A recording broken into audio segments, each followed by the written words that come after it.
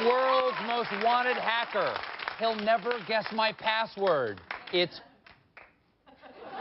Please welcome Kevin Mitnick. Great to meet you, too. Now, you, sir, were once considered the world's most famous hacker. You're the most wanted man in computer crime, correct? Yes. Okay, you're a consultant now, but at one time you were, let's see, you bypassed the security systems of Motorola, Sun Microsystems, and Pacific Bell. Yes, I did. You served jail time for this. How much? 5 years. 5 years. And a year in solitary confinement. Why a year in solitary confinement? You don't look like a dangerous guy. I'm very dangerous. No. The prosecutor had told a judge during a bail hearing that I could pick up the telephone and connect to NORAD and whistle the launch codes and launch a nuclear weapon. And because of this, the judge actually had a special order that I'd have to be held in prison without access to a telephone. So the only place they could put me was in solitary confinement. So I was there about a year. Could you do that? Because that would be badass. That would be badass. Practicing. Now, you've got a book about your experience. It's called Ghost in the Wires, My Adventures as the World's Most Wanted Hacker. Why did you start? Well, I was fascinated with the telephone system. I started in a hobby called phone phreaking, and I loved doing magic tricks and pulling pranks. I was a prankster by heart.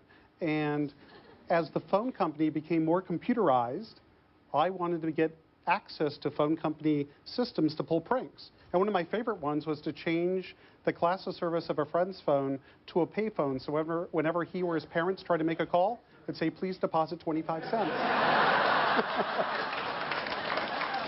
Wow. Yeah. Yes. And I was playing this cat and mouse game with the FBI because I must have been a little bit crazy. And as they were you actually taunting them? Not taunting them, but I was watching them through the cellular phone system as I was able to work out their telephone numbers, and I hacked into the cell phone system so I can keep track of where they were. So if they got close to me, I would go farther away. That's a good plan. It's a really good plan. Good plan. Did you miss the game? Well, I actually hack all the time. I haven't quit. No, just don't tell anybody. Well, how do you hack? Well, just the other day I hacked into this, company's systems and got access to everything. But the only difference was they actually gave me permission ahead of time. They actually gave me a get-out-of-jail-free card so I could hack into their systems to find all their vulnerabilities so they could fix them before the real bad guys. Is there any chance that you're just telling me that so you don't do harder jail time? Possible. Thank you so much. The book is Ghost in the Wires. We'll be right back.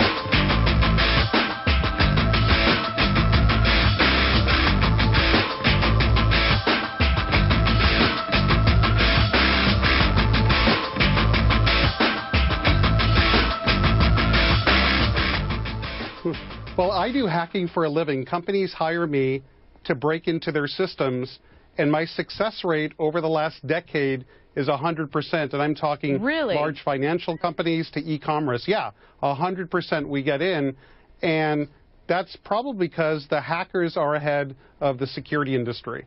And it's really easy. Imagine if I could send you a file in an email, or just one employee opens up a file that I send, a PDF file, and that employee opens it, the game is over. The hacker is in. It only takes one employee to make a mistake. Well, Kevin, of course, then that begs the question, is there any way for a company to be 100% protected? Target says that this problem was fixed, this one hacking incident, but how do you protect against it if it's as simple as one employee opening one PDF?